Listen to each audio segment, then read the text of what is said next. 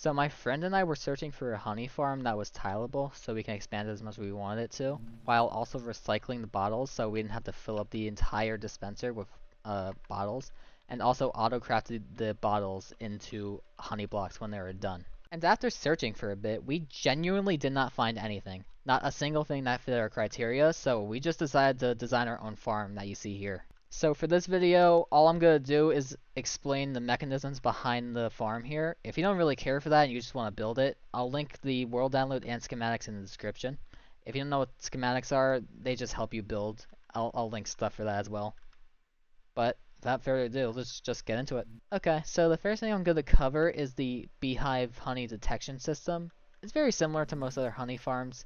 So basically, when the Beehive gets completely filled with honey, it'll output a redstone signal of 5. The comparator will read that, and it'll travel exactly 5 blocks. So the reason why this goes 5 blocks out is because beehives have 5 levels of pollination, and each pollination level corresponds to its output strength. So say this is at pollination level 1, it'll only go 1 block out. If it's at level pollination 5, the highest level, and when it's ready to harvest, it'll go 5 blocks out.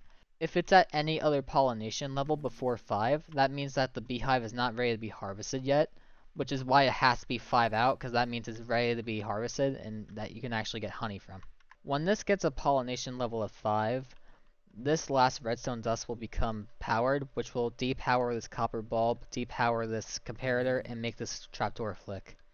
When the trapdoor flicks, the observer will detect it and output a signal into this block, and this block will carry the signal to this dispenser, which will then pick up the honey and then transport it down here into the sorting system. When the dispenser picks up the honey, the hopper sorting system below filters out for honey bottles and will send the honey bottles to the crafter here. So this composter is completely filled with compost. When it's like that, it'll output a redstone signal of 8, which in turn makes this redstone dust a redstone signal of 8.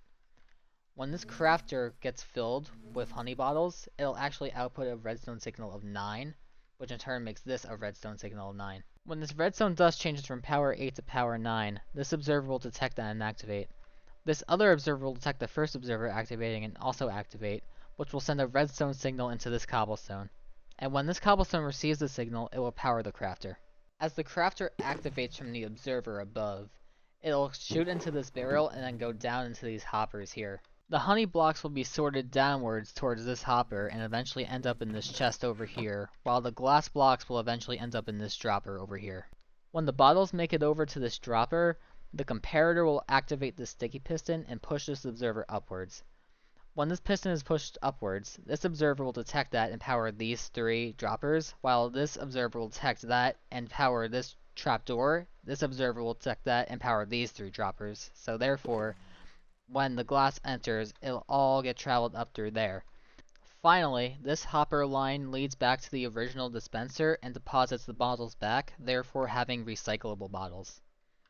And that's the entire build pretty much explained. There are a couple more things I can mention here, such as these composters don't really do anything except reduce lag, so if reducing lag isn't a priority to you, you can just use normal cobblestone or whatever you want instead. Chances are, if you're building this honey farm, you probably don't have a massive surplus of honey to just put in a sorter here, so what you can do is just only use 1 honey block here, and then eventually it will fill up and then go to the chest. It'll take a lot longer to go to the chest since this is still filling up, but it will work.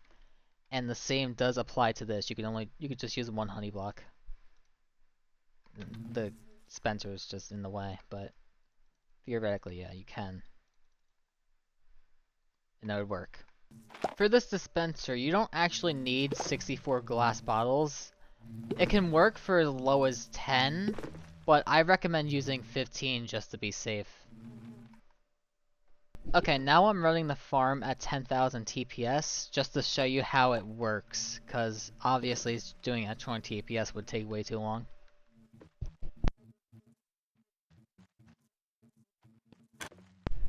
Alright, if you caught the trapdoor moving here, that means Yep, that means a honey block was made. And here's what the farm would look like fully tiled. This is 20 tiled here. As you can see, it's very compact, it's very efficient, and it looks pretty cool. Alright, And that's all there is to show you. I hope you enjoyed the efficiency with the Autocrafters, with the reusable bottles, and the expandability to whatever your heart desires. If you have any questions about the farm, just contact me or MBT, and other useful information can be found in the description. Thank you for watching, and good luck building your honey farm.